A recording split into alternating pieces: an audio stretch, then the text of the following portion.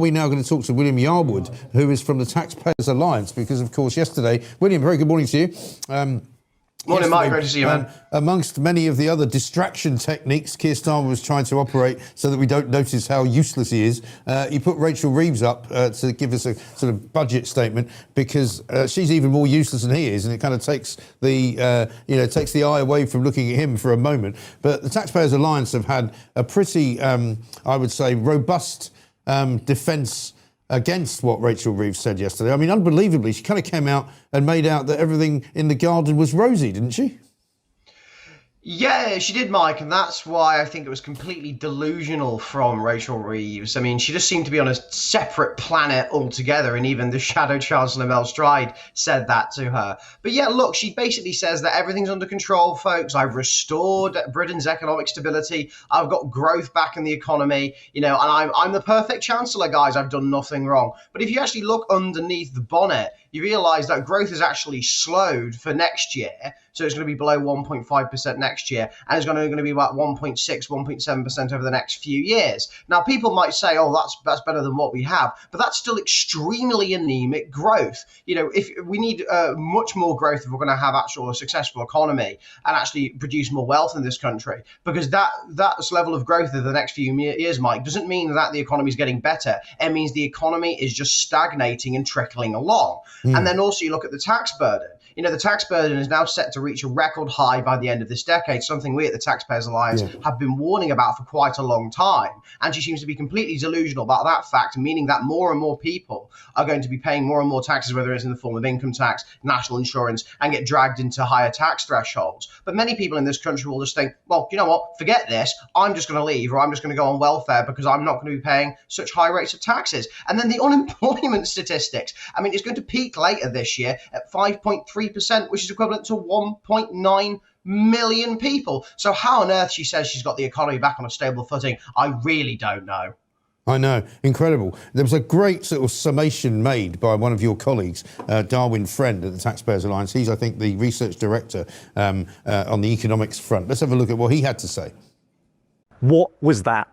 I've just come out from listening to Rachel Reeves' Spring Statement, in which she gloated about restoring stability to the public finances and bringing back growth. What is she talking about? Growth has just been downgraded in 2026. Debt is still on the rise, and we're still going to be spending more and more on debt interest. This is nothing more than a sick joke to taxpayers. Try talking up anemic growth to publicans, mechanics, hairdressers, and entrepreneurs, the very bedrocks of this country. Enough is enough. We need politicians who are going to put families and businesses first. That means cutting spending and giving it back to them via big tax cuts. And of course, as you might have expected, William, despite the kind of the sleight of hand and all of the nonsense that Rachel Reeves came out with, she's now going to blame what's going on in the Middle East, the war, if you like, for the rising cost of energy. There's stories in the Mail this morning talking about how energy bills could soar by over 500 quid. There's talk of panic at the petrol pumps because petrol prices are going to go up. And of course, she will hold her hands up and go, well, it's nothing to do with me, Gov. It's all their fault. Yeah, and that's what she'll say, but doesn't mean it's going to be true. I think one of the scariest things about the whole discussion around energy and the cost of living is with this Iran situation. It means that our friend Red Ed Miliband is going to be doubling down on the net zero agenda. He's going to be saying that this is the reason we need, Chinese imported and Chinese made solar panels, is why we need more wind farms.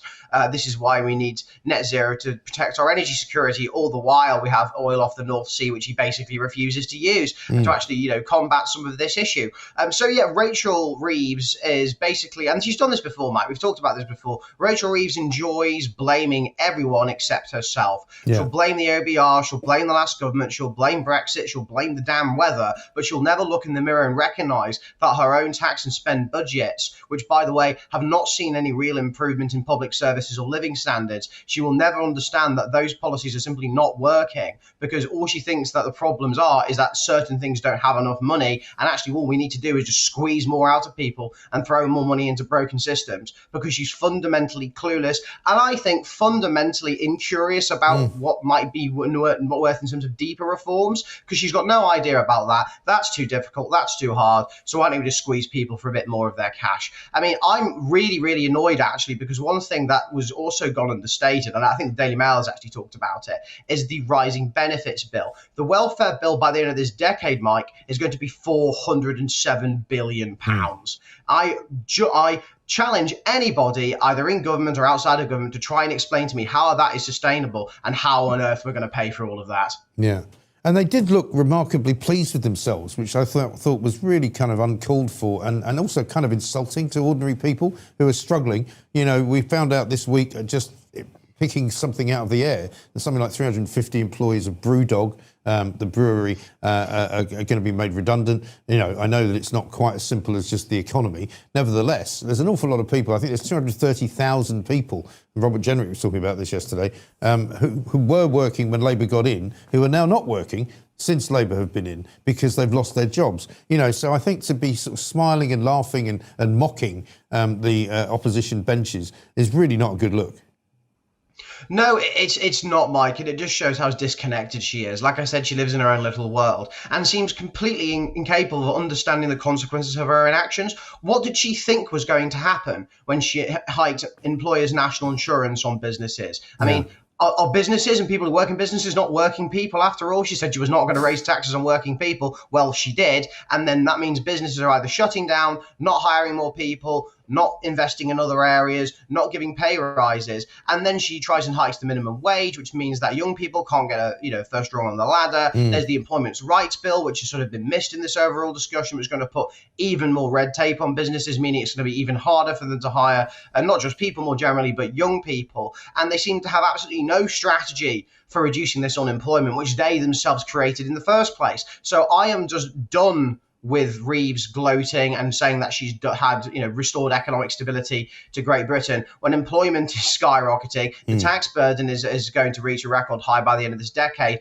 and debt, Mike, is going to be £3 trillion by the end of this decade. And she'll go on about how she's actually reduced the speed of it. But she's still increased it. She still increased the national debt. She's not brought it down like she said she would. So all she's doing is breaking her promises and failing to realize that the real problems with the economy are caused by her, and she needs to look in the mirror and recognize that.